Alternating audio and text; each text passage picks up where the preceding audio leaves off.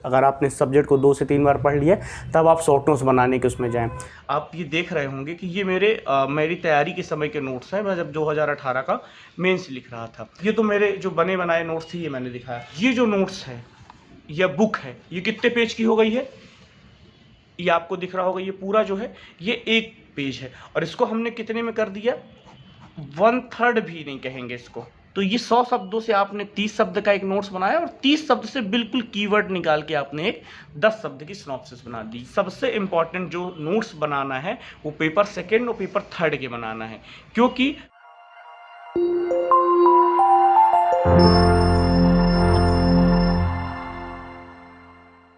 नमस्कार दोस्तों, सिलेक्शन तक में आपका स्वागत है। आज मेरे साथ है मयंक तिवारी सर, जिनका MPPSC 2018 में 4th रैंक था। तो ज़्यादातर दोस्तों का यही प्रश्न था कि शॉर्ट नोट्स कैसे बनाएं और शॉर्ट नोट्स का क्या महत्व रहता है। तो मैंने सोचा कि सर के साथ इसका आंसर दिया जाए तो ज़्यादा बेस्ट रहेगा, क्योंकि सर ने इस पर बहुत बेहतर काम किया है और मैंने सर के कुछ नोट्स देखे भी हैं। तो सर, आप इसके बारे में बताएंगे क्या महत्व रहता है और शॉर्ट नोट्स कैसे तैयार किए जाना चाहिए। जैसा कि सबसे पहले मैं धर्मेंद्र गौतम जी और सिलेक्शन तक टॉक का धन्यवाद करना चाहूँगा कि उन्होंने इस प्लेटफॉर्म के माध्यम से मैं अपनी बात रख पा रहा हूँ। ये जो सिनॉप्सिस और शॉर्ट नोट्स को लेकर है, क्वेरीज मेरे पास भी बहुत सारी आती हैं, क्योंकि मैं 2018 में सिलेक्टेड हूँ। तो कई लोग पूछते हैं कि सर कैसे शॉर्ट नोट्स बनाएं, क्या इंपॉर्टेंस है। तो सबसे पहले अगर समझा जाए कि शॉर्ट नोट्स इंपॉर्टेंट क्यों हैं, तो शॉर्ट नोट इसलिए इंपॉर्टेंट है क्योंकि आपको रिवीजन करके जाना है। आपने जितना सारा 1 साल 2 साल 3 साल में पढ़ के रखा है, उसको आपको रिवीजन करके आपको एग्ज़ाम में लिखना है। तो आप अगर 2 किताबें 3 किताबें एक सब्जेक्ट पे पढ़ रहे हो, तो उन किताबों को पूरा रिवीजन कर पाना एग्ज़ाम के 1 दिन पहले या शाम को पॉसिबल नहीं होता। तो इस सुविधा के लिए हम उन इंपॉर्टेंट पॉइंट्स को कहीं पर एक जगह नोट डाउन कर लेते हैं, वो शॉर्ट नोट्स होता है। लेकिन शॉर्ट नोट्स बनाने का मैंने देखा है कि बच्चे बहुत प्रारंभिक काल में शॉर्ट नोट्स बनाने लगते हैं। उनको ना विषय की समझ होती है, ना उनका कॉन्सेप्ट क्लियर होता है, ना कुछ होता है। तो उसमें होता क्या, उनके शॉर्ट नोट्स बुक या नोट्स से ज़्यादा बड़े हो जाते हैं। तो शॉर्ट नोट्स हमेशा शॉर्ट होने चाहिए और इम्पॉर्टेंट फैक्ट ही उसमें ऐड होने चाहिए। तो इसके लिए मैं एक 1/3 का रूल फॉलो करता था कि अगर आपने कोई 300 पेज की बुक पढ़ी है, तो उसको आप पहली रीड या दूसरी तीसरी रीड के बाद आप नोट्स जब बनाएंगे, कम से कम 2 या 3 रीडिंग के बाद ही आप किसी को नोट्स बनाना चाहिए। अगर आपने इस सब्जेक्ट को 2 से 3 बार पढ़ लिया तब आप शॉर्ट नोट्स बनाने के उसमें जाएँ। तो 300 पेज की जो बुक है उसको आप पहले 100 पेज में कन्वर्ट करें और फिर आप उस 300 पेज को भूल जाओ और फिर आप उस 100 पेज को बार बार रिवीजन करो। तो आप देखोगे उस 100 पेज में जब बार बार रिवीजन करोगे तो उसमें भी आप बहुत सारे की पॉइंट्स हैं और इम्पॉर्टेंट हाइलाइट्स हैं, उनको आप करेंगे। तो फिर जब आप उसको एक जगह नोट डाउन करोगे उस 100 पेजों से इम्पॉर्टेंट पॉइंट को, तो वो 30 पेज हो जाएंगे। तो आप देखेंगे ये कैसे आपका 300 पेज का जो नोट्स है वो 30 पेज में कन्वर्ट हो जाता है। मैंने भी कुछ नोट्स बनाए थे, तो मैं आपको बता देता हूँ कि मैं किस प्रकार से नोट्स बनाया था। तो ये रहे मेरे नोट्स। देखिए, मैं आपको आज ये बताना चाहता हूँ कि नोट्स कैसे बनाएं। कई स्टूडेंट्स का क्वेरीज आती है कि सर शॉर्ट नोट्स कैसे बनाएं, नोट्स का क्या महत्व है। तो सबसे पहले मैं नोट्स का ये महत्व बता दूँ कि नोट्स आपके रिवीजन के लिए होते हैं। नोट्स अपनी सुविधा के हिसाब से बनाए जाते हैं और नोट्स जो होते हैं वो आप अपनी ज़रूरत के हिसाब से बनाते हैं। नोट्स बनाने का कोई भी एग्जैक्ट कहा जाए या कोई मॉडल पैटर्न नहीं है। जैसे आप ये देख रहे होंगे कि ये मेरी तैयारी के समय के नोट्स हैं। मैं जब 2018 का मेंस लिख रहा था, तो आप देखेंगे यहाँ पर कि दयानंद सरस्वती और विवेकानंद, ये देखिए 2 थिंकर्स को हमने यहीं पर एक ही पेज में मैंने बना रखा है।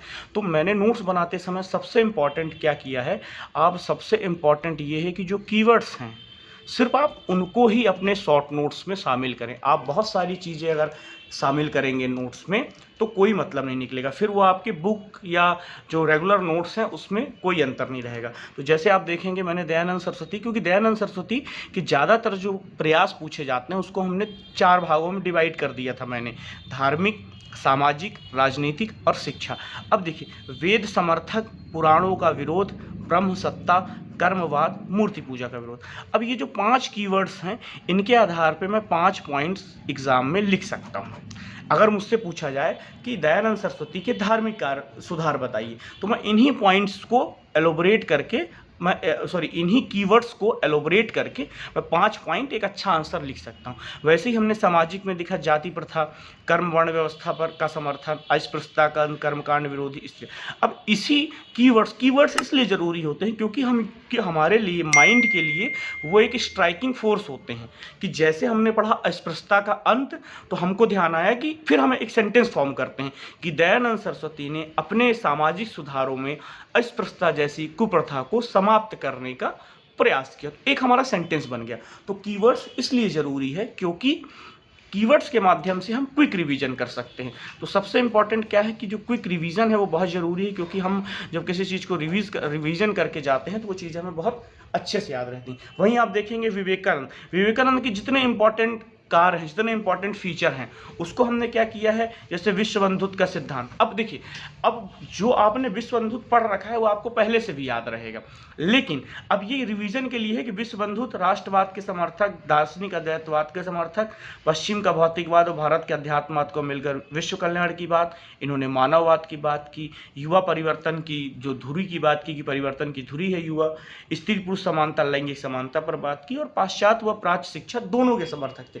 तो अब ये इतने पॉइंट, मतलब आपके नोट्स ऐसे होने चाहिए कि आप उसको कम से कम समय पर रिवीजन कर पाएँ। जैसे मैं एग्जांपल के लिए, ये तो मेरे जो बने बनाए नोट्स थे ये मैंने दिखाया, मैं एक एग्जांपल के लिए आपको दिखाता हूँ कि जैसे ये टॉपिक है, मानते हैं अगर हम टॉपिक दें कि संक्रामक रोग एक टॉपिक है और उसकी रोकथाम है ना, तो देखिए यहाँ पर हम जब पढ़ते हैं तो हम ये पूरा पढ़ेंगे संक्रामक रोग क्या है ये डिटेल में, लेकिन जब हम नोट्स बनाएंगे तो संक्रामक रोग क्या है, तो सबसे इम्पॉर्टेंट जब हम जैसे हाईलाइट करते हैं कि वो बीमारियाँ जो सूक्ष्म जीवाणुओं के माध्यम से एक व्यक्ति से दूसरे व्यक्तियों में फैलती है, ठीक है, और इसका माध्यम हवा, पानी, भोजन, आपसी संपर्क हो सकता है, या ऐसी अन्य दूसरे भी कोई भी माध्यम हो सकते हैं। ऐसी बीमारियों को हम संक्रामक बीमारी कहते हैं, ठीक है। तो आप देखेंगे कि अब हमने यहाँ पे संक्रामक लिखा, संक्रामक बीमारी, अब हमने कीवर्ड्स लिख दिए,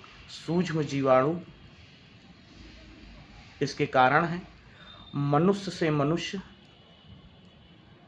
में फैलाव, कम्युनिकेबल है, एक व्यक्ति से दूसरे व्यक्ति में फैलती है, ये हो गया हमारा कीवर्ड्स।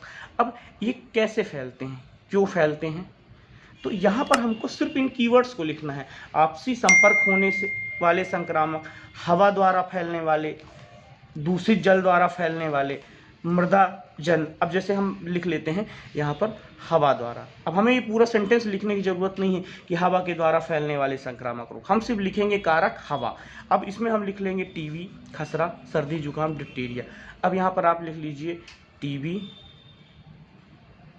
खसरा, डिप्टीरिया आदि। ऐसे ही आप लिख दीजिए जल, दूषित जल जरूर लिखिए, क्योंकि जल से कोई बीमारी नहीं फैलती जब तक वो दूषित ना हो। अब दूषित जल, हमें ये सब कुछ नहीं पढ़ने की जरूरत है, हमें सिर्फ ध्यान देखना है कौन सा रोग किस कारण से। अब ये देखिए, अब ये हो गया कालरा, हैजा, डायरिया, ये हो गया, ठीक है। मृदा, अब ऐसे बना लिया, जंतु, आपसी संघर्ष, आपसी संपर्क, ये देखिए। अब हमारा जो देखिए ये जो नोट्स है या बुक है, ये कितने पेज की हो गई है, ये आपको दिख रहा होगा, ये पूरा जो है ये 1 पेज है, और इसको हमने कितने में कर दिया, 1/3 भी नहीं कहेंगे इसको, ठीक है। तो नोट्स बनाने का नियम है कि जितना हमें सिर्फ कीवर्ड्स लिखना है। सबसे पहले आप नोट्स बनाते समय ये ध्यान रखिए कि आपके जो नोट्स हैं वो 1/3 रूल को फॉलो करते हों।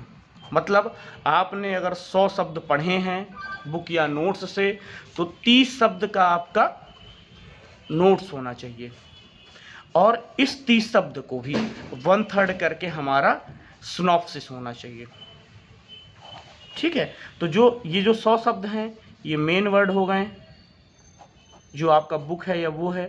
30 शब्द आपके हो गए जो आप पहली बार फर्स्ट नोट्स बनाएंगे, और सिनॉप्सिस जो हो गई वो कितने की होगी, 10 शब्द की। तो ये 100 शब्दों से आपने 30 शब्द का एक नोट्स बनाया, और 30 शब्द से बिल्कुल कीवर्ड निकाल के आपने एक 10 शब्द की सिनॉप्सिस बना दी। ये रूल होता है सिनॉप्सिस बनाने का, ठीक है। तो जैसे मैं आपको फिर से एक बार दिखा देता हूँ जो मेरे द्वारा नोट्स बनाए गए थे। ये देखिए, ये मेरे खुद के निजी नोट्स आप देख सकते हैं। ये देखिए, अब जैसे हमने अरविंद घोष के बारे में, ये पूरा इनका जो योग है अरविंद का, ये पूरा इसी पर है। अब ये चीज़ हमें बार बार उसमें लिखने की ज़रूरत नहीं है कि इसमें क्या है, क्योंकि ये हम बार बार पढ़ चुके हैं, हमें याद है। सिर्फ हमारे माइंड को एक स्ट्राइकिंग फोर्स चाहिए जो ये कीवर्ड दे रहा है। अब देखिए रविन्द्रनाथ टैगोर को हमने इतने में कवर किया है। अब ये पॉइंट से हम उसको एलोबरेट करने में सक्षम रहेंगे कि क्या है। अब देखिए जैसे सर्वपल्ली राधाकृष्णन, तो शिक्षा में उनका क्या योगदान था, हमने सिर्फ कीवर्ड्स लिखा है। स्वतंत्रता के लिए शिक्षा बहुत बड़ा साधन उन्होंने बताया, ठीक है। ज्ञानोपार्जन के लिए एक साधन बताया, चरित्र निर्माण, व्यक्ति के नैतिक उत्थान के लिए कारण बताया, जीवन जीने की कला मतलब जैसे कहा जाए या रोजगार कहा जाए, ठीक है ये, और वैज्ञानिक व उच्च शिक्षा का समर्थन मतलब विज्ञान पर आधारित या जो विज्ञान विषय की शिक्षा उसका समर्थन।